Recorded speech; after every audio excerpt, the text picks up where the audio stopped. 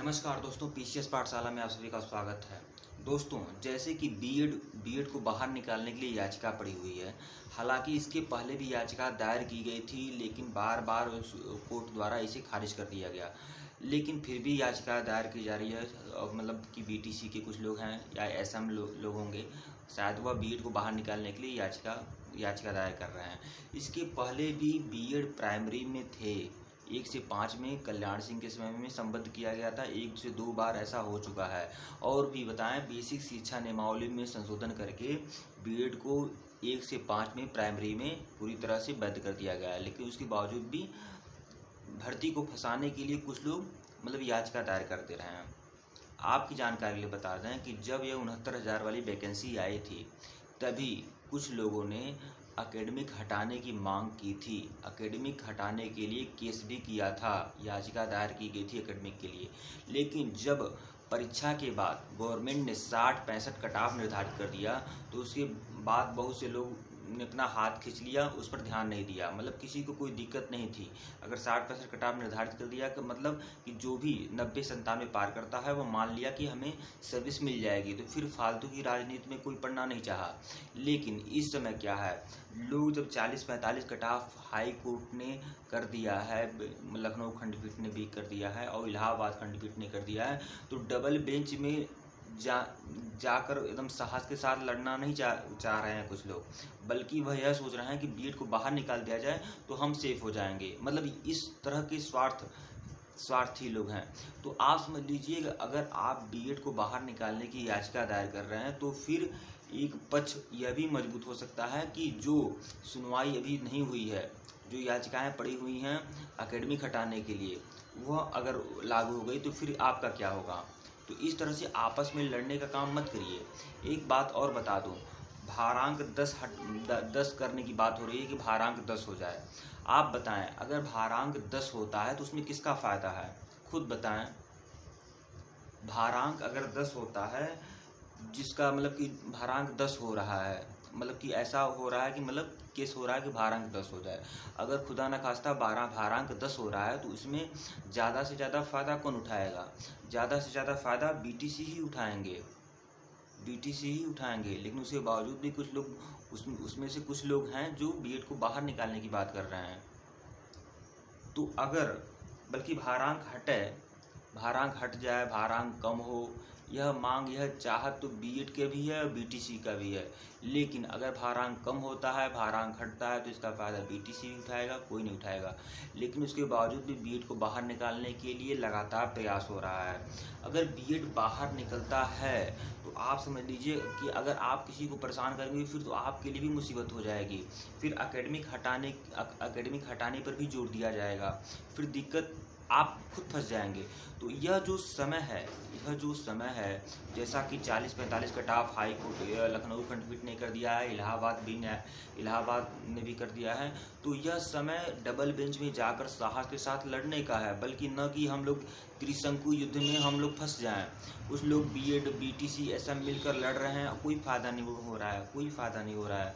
तो इस तरह से आपस में आप, बीएड कह रहा है कि बीएड एकेडमिक हटाने की मांग करेगा, बीटीसी कहेगा बीएड को बाहर करो, तो फिर इसमें घाटा किसका है? तो यह समय जो है डबल बेंच में जाकर अच्छे से लड़ने का है। अगर 60-65 कट ऑफ बच जाता है तो सबका हो जाएगा, और हर किसी को सर्विस से ही मतलब है, फालतू की राजनीति से मतलब नहीं है। और मैं बता दूं, इस बार ही एकेडमिक है, अगली बार एकेडमिक नाम का कोई भूत भी नहीं होगा। तो फिर हम तो यही चाहेंगे कि आप लोग जो आपस में लड़ रहे हैं, इस तरह से लड़ने से अपनी एनर्जी इस तरह ख़त्म करने से अच्छा है कि आप एकजुट हों, एक साथ इकट्ठा हों। यह स्वार्थ मत पालें कि हम किसी तरह कोई ना कोई कानून का दाव लगाकर हम बीएड को बाहर निकाल दें तो फिर हम तो हो जाएंगे।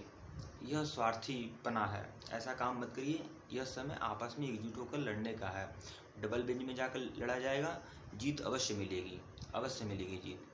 सिंगल बेंच, देखिए बता दूं कि लखनऊ खंडपीठ ने जो निर्णय दिया था 40-45 का, इसका लखनऊ खंडपीठ का ही कुछ प्रभाव पड़ गया इलाहाबाद खंडपीठ पर। ऐसा आप निराश मत होइए कि लखनऊ में 40-45 कर दिया, फिर इलाहाबाद में कर दिया तो हिम्मत हार जाइए। प्रभाव पड़ता है, आप समझ लीजिए ना। एक जज ने जो मतलब कि आप समझ लीजिए। तो उसका कुछ प्रभाव पड़ गया है। लेकिन सिंगल बेंच में ऐसा होगा, डबल बेंच में ऐसा नहीं होगा। अगर भगवान चाहे तो डबल बेंच में ऐसा नहीं होगा। डबल बेंच में 2 जज होंगे और अच्छे से लड़ा जाएगा। और एक और बता दूं, प्रभास सर ने स्वयं, आप योगी जी का बड़ा बयान आया है, योगी जी का बड़ा बयान है कि 60-65 कटाव पर ही हम भर्ती कराएंगे। तो सरकार पूरी तरह से प्रण कर चुकी है कि वह 60-65 कटाव पर ही भर्ती कराएगी और योग्य लोगों को ही देगी। इसलिए अब निराश होने की आवश्यकता नहीं है। बहुत बार ऐसा हुआ है कि एसएम डबल बेंच में हारे हैं तो आगे भी हारेंगे, ऐसा नहीं है कि वह नहीं हारेंगे। बिल्कुल वह हारेंगे और जीत होगी, 60-65 की जीत होगी। एक बात बता दूं, पिछले वीडियो में हमने कह दिया कि परीक्षा रद्द होनी चाहिए, तो कुछ लोग थोड़ा बहुत आहत हुए, गुस्सा हुए। देखिए, अगर निर्णय कुछ भी नहीं निकलता है, मैं बोल तो रहा हूँ, अगर निर्णय 40-45 पर ही आ जाता है तो इससे अच्छा परीक्षा ही रद्द हो जाए। क्योंकि विरोधी जो लोग हैं, जो एसएम हैं, उनका पक्ष इसी आधार पे मजबूत है। वह यही कह रहे हैं कि परीक्षा से पहले यह तय नहीं किया गया कटाव। बस यही उनका सबसे बड़ा प्लस पॉइंट है कि परीक्षा से पहले कटाव निर्धारित नहीं किया गया। खेल के बीच में नियम नहीं बदले जाते। देखिए, इतनी बड़ी शिक्षक भर्ती परीक्षा को यह खेल बता रहे हैं और कह रहे हैं खेल के बीच नियम नहीं बदले जाते। अगर आप शिक्षक भर्ती परीक्षा को, सुपर टेट को, अगर आप खेल बोल रहे हैं तो आपकी जानकारी के लिए बता दें, खेल जो होता है समानता के नियम पर चलता है। खेल विशेषाधिकार नहीं मानता। खेल का देता सब कोई समान हो जाए, कोई एकेडमिक नहीं, कोई भारांक नहीं, केवल सुपर टेट के आधार पर हो जाए। तो खेल तो यह होता है। आप खेल की बात करते हैं, खेल में ऐसा नहीं होता है किसी के हाथ में AK-56 दे दिया जाए और किसी के हाथ में देसी कट्टा कह दिया जाए लड़ो। हम कैसे लड़ेंगे, आप खुद बताएं ना। वही हाल तो हो रहा है। किसी को भारांक खूब दे दिया जा रहा है, किसी को कह रहा है सुपर टेट में नंबर खींचो ना। कुछ लोग ऐसी बातें ऐसी कह रहे हैं कि अगर आपका नंबर 120 है, 130 है तो हो नहीं जाएगा। बिल्कुल होगा, ऐसी बात कर रहे हैं। अरे कैसे होगा, जब किसी को 63 नंबर 67 नंबर केवल फ्री में मिल जा रहे हैं, मुफ्त में मिल जा रहे हैं, तो फिर होगा क्या। तो ऐसी बातें हैं।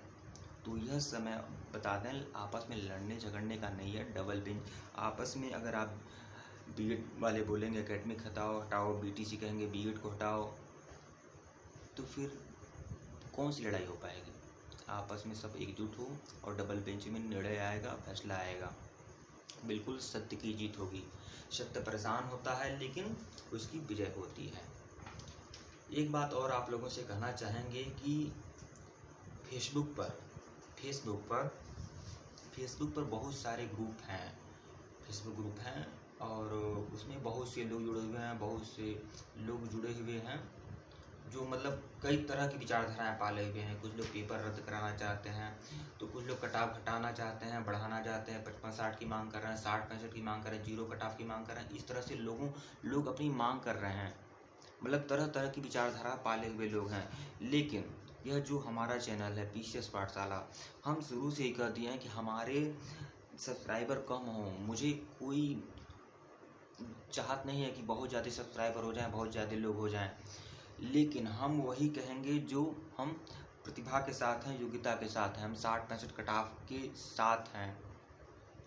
तो हमने यह डिसाइड किया है, हमारा एक ग्रुप है शिक्षक भर्ती परीक्षा 2018 के नाम से। आप जो भी लोग, जो देखिए निवेदन करके कह रहा हूँ, आप एकदम जोर देकर कह रहा हूँ, आप जो भी लोग हैं बिखरे हुए हैं उस ग्रुप में इकट्ठा हो जाएं।